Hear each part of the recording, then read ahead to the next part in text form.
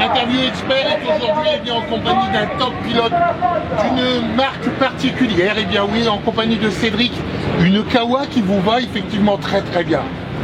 Ouais, nouvelle monture cette année. On est passé du rouge au vert, donc la Kawasaki me convient pas trop mal, on va dire, en motocross pour le moment, parce que j'ai pas encore eu beaucoup d'occasion de rouler en supercross. Et puis aujourd'hui à Cassel, ça a bien marché en première manche avec cette nouvelle moto, donc je suis plutôt satisfait. Et pourquoi changer, partir sur Kawa? C'est quelque chose qui vous tenait un peu à cœur? Alors réellement, c'est un petit peu quelques obligations qui m'ont fait partir sur Kawasaki. Je fais le championnat du monde de supercross pour le compte du team Bud Racing. CBO, mon concessionnaire, fait Honda, mais aussi Kawasaki, puis Yamaha. Et puis cette étiquette Honda était vachement accrochée à CBO. Et donc Kawasaki France ont vraiment à cœur de montrer que CBO peut vendre aussi des Kawasaki. Selon pour vous les premiers essais, ça a changé un petit peu votre manière de piloter? La réaction de la moto, elle est plus agressive, moins agressive? Alors l'ancienne, il y avait une grosse différence avec la Honda. C'est-à-dire qu'il fallait vraiment adapter la moto à son pilotage, parce que la Honda, je me posais dessus, j'avais tellement l'habitude que c'était ma moto, même si c'est d'origine. Et la Kawasaki, il fallait vraiment l'adapter. Au contraire, cette année, c'est que là, avec ce nouveau châssis, il y a eu beaucoup moins de modifications à faire, suspension, biellette, offset, tout ça, et ça se ressent de toute la motocross.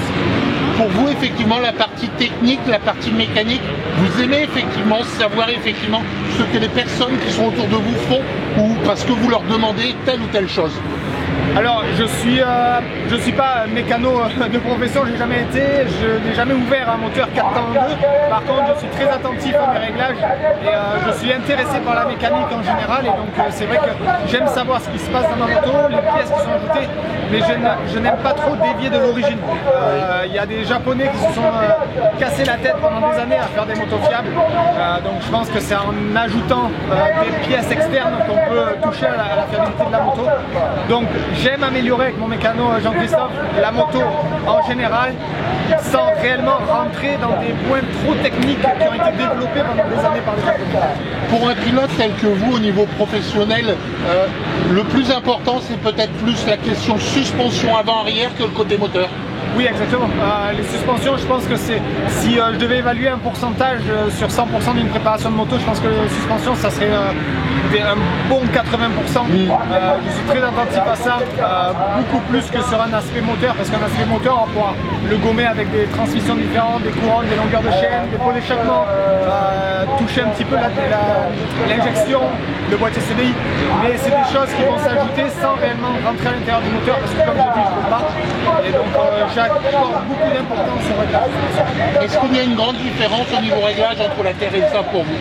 Oui, extrême. Il y a des offsets qui changent, on allonge la moto, les suspensions, les réglages de suspension, la longueur de poutre, c'est des choses où moi, je ne suis pas du sable, mais plus du supercross, mais on a ce même écart de réglage entre le sable et le motocross, et le supercross et le motocross. Est-ce que l'on va vous retrouver à Paris pour le mois d'octobre? Novembre. Au mois de novembre, pardon. Mais normalement oui, pour l'instant j'ai pas signé mon contrat pour le Supercross de Paris, mais ça me serait tardé, d'habitude on décide ces choses-là aux alentours de juillet. La question subsidiaire, est-ce que vous seriez prêt à rouler sur une moto électrique? Alors, rouler sur une moto électrique, oui. Face à des motos électriques, oui. Rouler une moto électrique face à des motos thermiques, non, je ne suis pas prêt. Je pense que c'est deux catégories, bien que j'apprécie l'électrique et je trouve qu'il y a un très bon avenir là-dessus.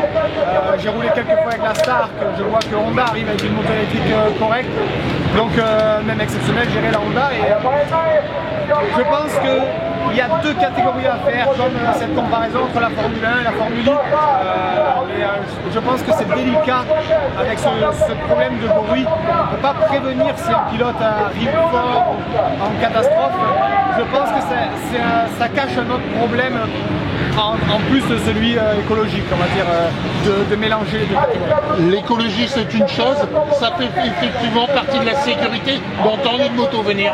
Exactement, l'écologie c'est une chose, on en est tous conscients, déjà on roule avec des motos à l'essence, non avec du diesel, qui ont un rejet de CO2 bien inférieur, on a des récupérateurs d'huile, il n'y a plus d'huile qui vont par terre, on a des tapis écologiques en dessous qui absorbent toute possibilité de fuite de carburant ou de liquide vraiment on est sensible à cette écologie et je pense que l'électrique arrive. On est un petit peu la proie facile un petit peu, en tant que pilote de motocross. L'électrique va améliorer peut-être le coureur lambda, mais ça ne va pas changer notre rejet CO2 pour autant. Je pense que nos camions qui viennent sur les épreuves de motocross ou de running tout à fait. projettent autant de CO2, donc on va jamais taper sur les coureurs. Pourtant ça va déplacer 50 000 spectateurs avec des voitures diesel, et là quand on déplace 5000 personnes pour voir du motocross, on aura peut-être un rejet de CO2 moins important, mais on nous tape dessus parce qu'on est là pour aussi. Bon, il ne faut pas oublier que le motocross est quand même un point de mire. Quand on prend un exemple, un jet ski, est-ce qu'on va retrouver des jet skis électriques? Je crois pas. Non, pour l'instant non, mais je ne serais pas étonné de voir des jet skis électriques d'ici quelques années. Ensuite, voilà, on sait que l'électricité et l'eau, ça fait pas mon ménage, mais je ne serais pas étonné que des boîtes comme Stark soient déjà sur des projets comme un jet ski électrique, par exemple. Mais non, voilà, on nous tape facilement dessus avec l'écologie. On fait quand même un beau sport, on essaie de respecter un maximum les lieux. Il faut savoir que quand on va faire de l'enduro, du motocross, c'est des jours d'entretien avant, mais aussi après notre passage. Mais s'il n'y a plus de motocross ni d'enduro, qui va entretenir ces sentiers, qui va entretenir ces champs? Ça va être des gens qu'il va falloir payer, qu'il va falloir débaucher pour aller entretenir les petits singles. Des fois, passer les motos enduro, ils sont bien contents de passer avec leurs chevaux quelques mois après, quand tout était broussaillé correctement. Mais par contre, quand il y a de l'enduro, on leur tape facilement dessus. Donc je pense que c'est... voilà. Je me répète un petit peu, mais on est là pour passer. Croyez-vous qu'à long terme, effectivement, les écologiques pourraient revenir en arrière et se dire que le thermique, c'est pas si mal que ça? Pour finir, ça sera... Non, ils ne feront pas le pas en arrière parce que voilà, ils ont pris leur décision. Ça serait... je pense que on doit faire tous des efforts. Je pense que déjà d'avoir des motos peut-être hybrides, d'avoir de l'électrique via de l'essence pour consommer un peu plus d'essence, etc. C'est déjà dans les cahiers des constructeurs.